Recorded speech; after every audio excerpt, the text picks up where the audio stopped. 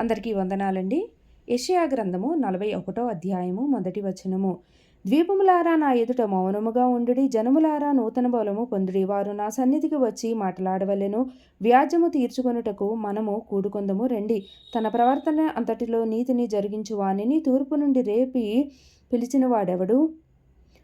ఆయన అతనికి జనములను అప్పగించుచున్నాడు, రాజులను లోపరుచుచున్నాడు. ధూళివలె వారిని అతని ఖడ్గమునకు అప్పగించుచున్నాడు, ఎగిరిపోవు పొట్టువలె అతని వింటికి వారిని అప్పగించుచున్నాడు.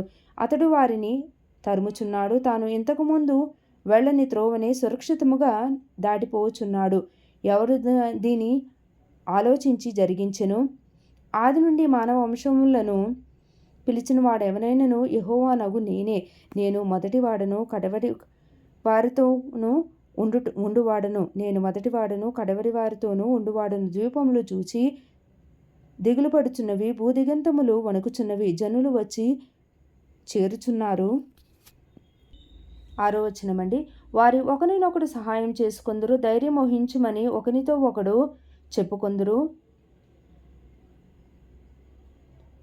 అతుకుటను గూర్చి అది బాగుగా ఉన్నదని చెప్పి శిల్పి కంసాలిని ప్రోత్సాహపరచును. సుత్తితో నునుపు చేయువాడు దాగల మీద కొట్టుకువానిని ప్రోత్సాహపరచును. విగ్రహములు కదలకుండా పనివాడు మేకులతో దాన్ని బిగించును. నా సేవకుడైన ఇజ్రాయేలు, నేనేర్పరచుకొనిన యాకోబు, నా స్నేహితుడైన అబ్రాహాము సంతానమా, భూదిగంతముల నుండి నేను పట్టుకుని దాని కొనల నుండి పిలుచుకొనిన వాడా, నీవు నా దాసుడవనియు నేను నిన్ను ఉపేక్షింపక ఏర్పరచుకుంటున్నాను. నేను నీతో చెప్పి ఉన్నాను, నీకు తోడై ఉన్నాను. భయపడకము, నేను నీ దేవుడనే ఉన్నాను. దిగులు పడకము, నేను నిన్ను బలపరుతును. నీకు సహాయం చేయవాడును నేనే. నీతి అను నా దక్షిణహస్తముతో నిన్ను ఆదుకొందును. నీ మీద కోపపడిన వారందరూ సిగ్గుపడి విస్మయమొందుదురు. నీతో వాదించు వారు మాయమై నశించిపోదురు. నీతో కలహించు వారిని నీవు వెతుకుదువు గాని వారిని కనుగొనలేకపోవుదువు. నీతో యుద్ధము చేయువారు మాయమైపోవుదురు, అభావులవుదురు. 13వ వచనమండి.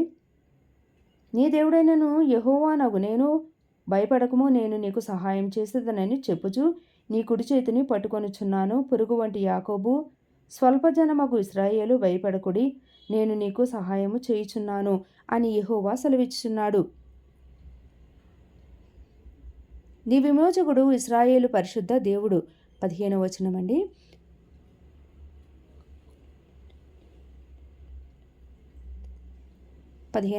కక్కులు పెట్టబడి పదును గల క్రొత్తదైన నిరుపిడి మ్రానుగా నిన్ను నియమించి ఉన్నాను. నీవు పర్వతములను నూర్చుదువు, వాటిని పొడి చేయుదువు, కొండలను పొట్టువలే చేయుదువు. నీవు వాటిని గాలించగా గాలి వాటిని కొనిపోవును, సుడిగాలి వాటిని చెదరగొట్టును. నీవు యెహోవాను బట్టి సంతోషించుదువు, ఇశ్రాయేలు పరిశుద్ధ దేవుని బట్టి అతిశయపడుదువు. దీనదరిద్రులు నీళ్లు వెతుకుచున్నారు, నీళ్లు దొరకక వారి నాలుక దప్పిచేత ఎండిపోవచ్చున్నది. యెహోవాను నేను వారికి ఉత్తరమిచ్చెదను, ఇశ్రాయేలు దేవుడనైన నేను వారిని విడనాడను. జనులు చూచి యెహోవా హస్తము ఈ కార్యము చేసిననియు, ఇశ్రాయేలు పరిశుద్ధ దేవుడు దీని కలుగజేసిననియు తెలుసుకొని నమస్కరించి స్పష్టముగా గ్రహించినట్లు, చెట్లు లేని మెట్టల మీద నేను నదులను పారజేయుదును, లోయల మధ్యను ఊటలను ఉపక చేసేదను. అరణ్యమును నీటి మడుగుగాను, ఎండిన నేలను నీటి బుగ్గలుగాను చేసేదను. నేను అరణ్యములో దేవదారు వృక్షమును, తుమ్మ చెట్లను, గొంజి చెట్లను, తైల వృక్షమును నాటించెదను. అడవిలో తమాలా వృక్షములను, సరళ వృక్షములను, నేరేడు వృక్షములను నాటెదనని వ్యాజ్యమాడుడు అని యెహోవా అనుచున్నాడు. మీ రుజువు చూపించుడని యాకోబు రాజు చెప్పుచున్నాడు. 22వ వచనమండి. జరగబోవు వాటిని విశదపరిచి మా ఎదుట తెలియజెప్పుడి, పూర్వమైన వాటిని విశదపరచుడి. మేము ఆలోచించి వాటి ఫలమును తెలుసుకొనున్నట్లు వాటిని మాకు తెలియచెప్పుడి. లేని ఎడల రాగల వాటిని మాకు తెలియచెప్పుడి. ఇక మీదట రాబో సంగతులు తెలియచెప్పుడి. అప్పుడు మీరు దేవతలను మేము ఒప్పుకొందుము, మేము ఒకరినొకరము సాటి చేసుకొని కనుగొనున్నట్లు మేలైనను కీడైన చేయుడి.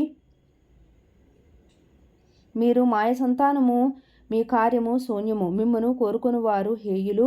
ఉత్తర దిక్కు నుండి నేనొకని రేపుచున్నాను. నా నామమున ప్రార్థించువాడొకడు సూర్యోదయ దిక్కు నుండి వచ్చుచున్నాడు. ఒకడు బురద తొక్కునట్లు, కుమ్మరి మన్ను త్రొక్కునట్లు అతడు సైన్యాధిపతులను నలగద్రొక్కును. మేము ఒప్పుకొనున్నట్లు జరిగిన దానిని ఆది నుండి తెలియజెప్పిన వాడెవడు? 26వ వచనమండి.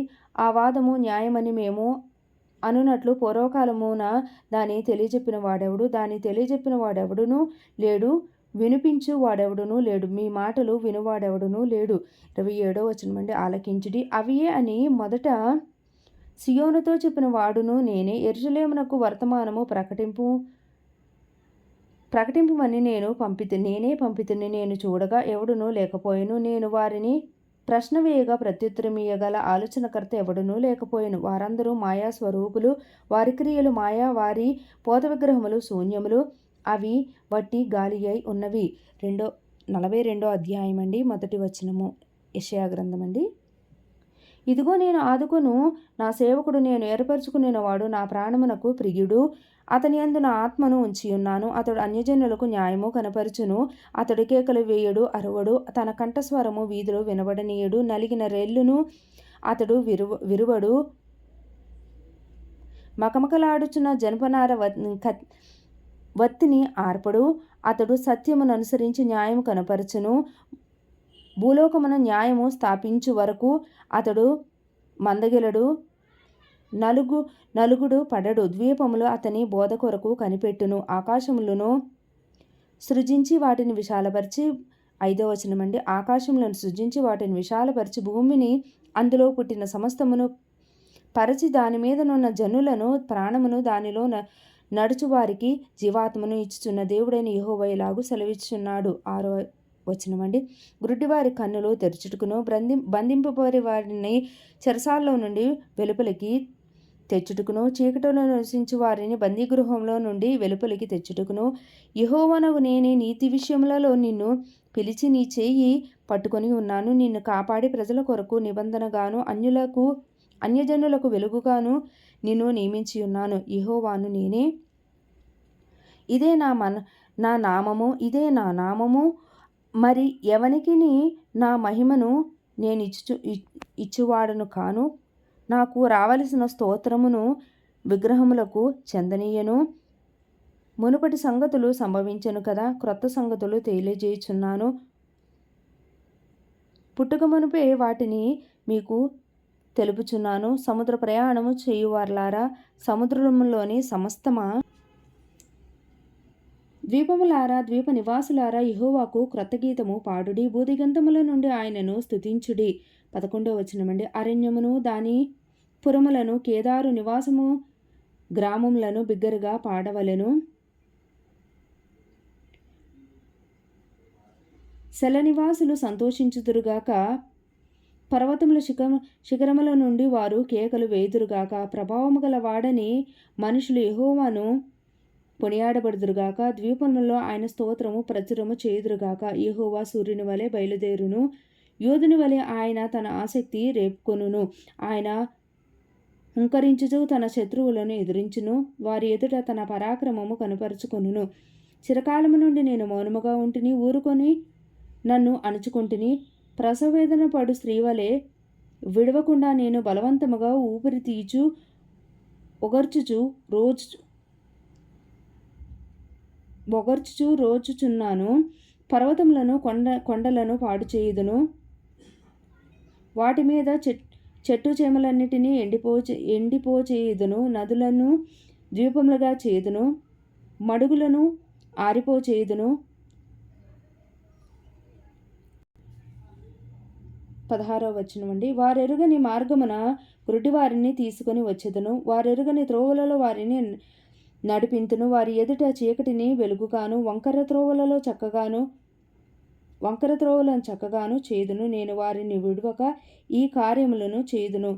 చెక్కిన విగ్రహములను ఆశ్రయించి, పోత విగ్రహములను చూచి, మీరే మాకు దేవతలని చెప్పువారు వెనుకకు తొలగి కేవలము సిగ్గుపడుచున్నారు. చెవిటివార్లారా వినుడి, గ్రుడ్డివార్లారి మీరు గ్రహించినట్లు ఆలోచించుడి. 19వ వచనమండి. నా సేవకుడు తప్ప మరి ఎవడు గ్రుడ్డివాడు? నేను పంపు నా దూత తప్ప మరి ఎవడు చెవిటివాడు, నా భక్తుడు తప్ప మరి ఎవడు గురుడివాడు, యెహోవా సేవకుడు తప్ప మరి ఎవడు గురుడివాడు. నీవు అనేక సంగతులను చూచుచున్నావు కానీ గ్రహింపుకున్నావు, వారు చెవి ఒగ్గిరి కానీ వినుకున్నారు. యెహోవా తన నీతిని బట్టి సంతోషము గలవాడై ఉపదేశ క్రమమొకటి గనపరిచి గొప్ప చేసెను. ఆయనను ఈ జనము అపహరింపబడి దోపుడు సొమ్మాయను, ఎవరునూ తప్పించుకొనకుండా వారందరూ గుహలలో చిక్కుబడి ఉన్నారు. వారు బందీగృహములలో దోచబడి ఉన్నారు. దోపుడు పాలైరి, విడిపించు వాడెవడనూ లేడు. అపహరింపబడి తిరిగి రప్పించుమని చెప్పువాడెవడనూ లేడు. మీలో ఎవడు దానికి చెవియొగ్గును? రాబో కాలమైనను ఎవడు ఆలకించి వినును? యెహోవాకు విరోధముగా మనము పాపం చేసితిమి. వారు ఆయన మార్గములలో నొల్లకపోయిరి. ఆయన ఉపదేశమును వారు అంగీకరింపకపోయిరి. యాకోబును దోపుడు సొమ్ముగా అప్పగించిన వాడెవడు? దోచుకున్న వారికి ఇశ్రాయేలును అప్పగించిన వాడు యెహోవాయే కదా. 25వ వచనమండి. కావున ఆయన వాని మీద తన కోపాగ్నియు యుద్ధబలమును కుమ్మరించెను. అది వాని చుట్టూ అగ్ని రాజేసెను. అయినను వాడు దాన్ని గ్రహింపలేదు. అది వానికి అంటుకొనెను గాని వాడు మనసున పెట్టలేదు. థ్యాంక్స్ ఫర్ లిజనింగ్ అండి. 43వ అధ్యాయము మొదటి వచనం అండి. Next video. ఓకే అండి.